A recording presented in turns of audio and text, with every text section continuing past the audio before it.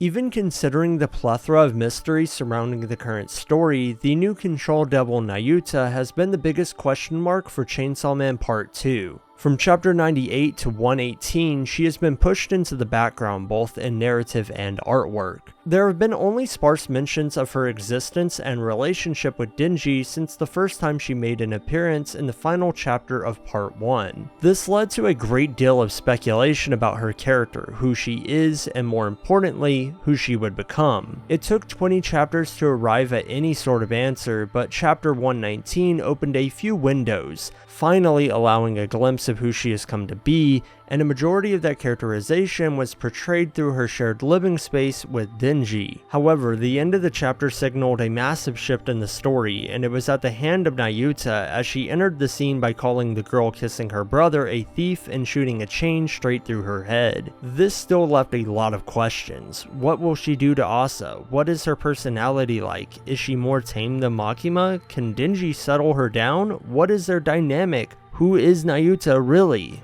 Now with the release of chapter 120, the windows have been blown wide open with the full reintroduction of Nayuta. She has mentally reduced Asa and Yoru to nothing more than a dog, prematurely ending their movie date with Denji. This ability highlights the absoluteness of her control, as she can turn anyone into an obedient dog no matter their affiliation with her. She may not be at Makima's sheer strength, but her supremacy cannot go unnoticed. In the wrong hands, this power would be one worth being truly afraid of, as witnessed in Part 1. Makima wanted full control over Denji as a way to get to Chainsaw Man, the object of her motivation. She never once cared about him for who he was. She merely manipulated him as a way to lead him down a chosen path. Her control over Denji was destructive and cruel. Interestingly enough, this stands in contrast to Nayuta's relationship with Denji. Her control over him is less ill-intended and more misguided, still an issue but not malicious. She does seem to deeply care about Denji's well-being by mentioning his past of other women trying to kill him and her doubt that Asa is any different. There is well-deserved concern over Denji's relationships. He doesn't have the best track record after all. And to be fair to Nayuta, Yoru is indeed trying to use him as a weapon and thereby kill him. Her senses aren't wrong, and she's trying to prevent that from happening, not by killing Asa, but by simply removing her from the picture. It is a non-violent solution that can potentially save Denji's life. It is a far less devious conclusion than what Makima would have done, which is to say,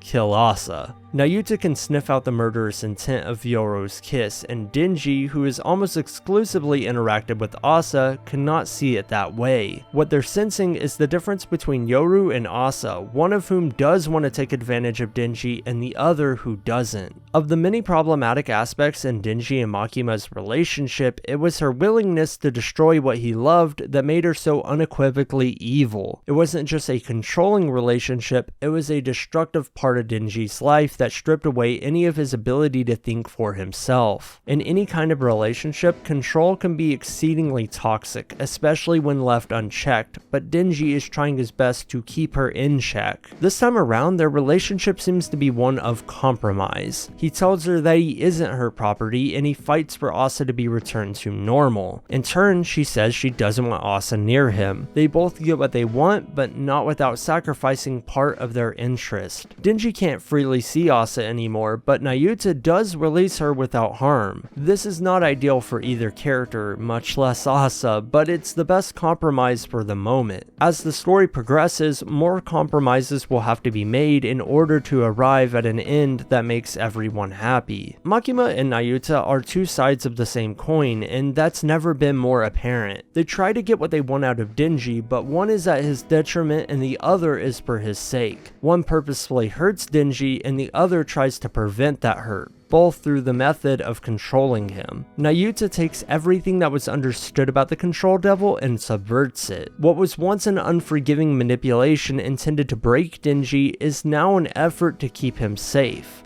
She demands that he doesn't continue to be friendly with Asa only so that he won't be hurt. What Nayuta is doing, her manipulation tactics and ultimatums, are still true to her controlling nature, but she is far from evil. This is a display of her being an overprotective sister who doesn't want any woman to take advantage of her brother. Their relationship borders on toxicity, but if Denji can continue to fight back against her authority and find compromises, then maybe all the love and hugs will have meant something. Nayuta surely has a lot of growing to do, but there's room for improvement. As a continuation of not only Makima's character arc, but that of the concept of control, Nayuta is an intriguing follow-up.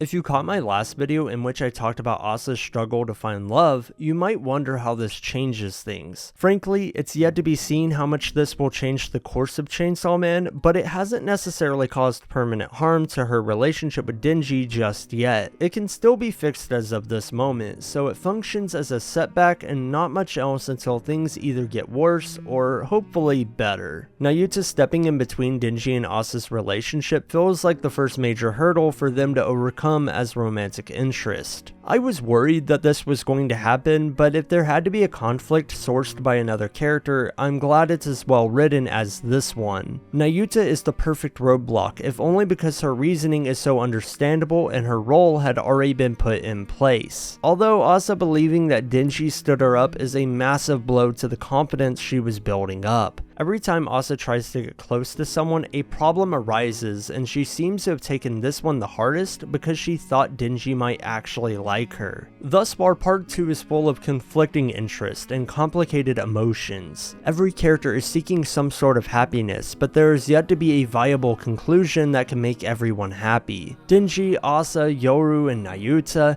they're all just people trying to do what they can, but all those efforts cause friction. Nayuta was the friction this time. Her interest and her perceived interest of Denji has prevented Asa from finding the love she's seeking, and so the struggle continues.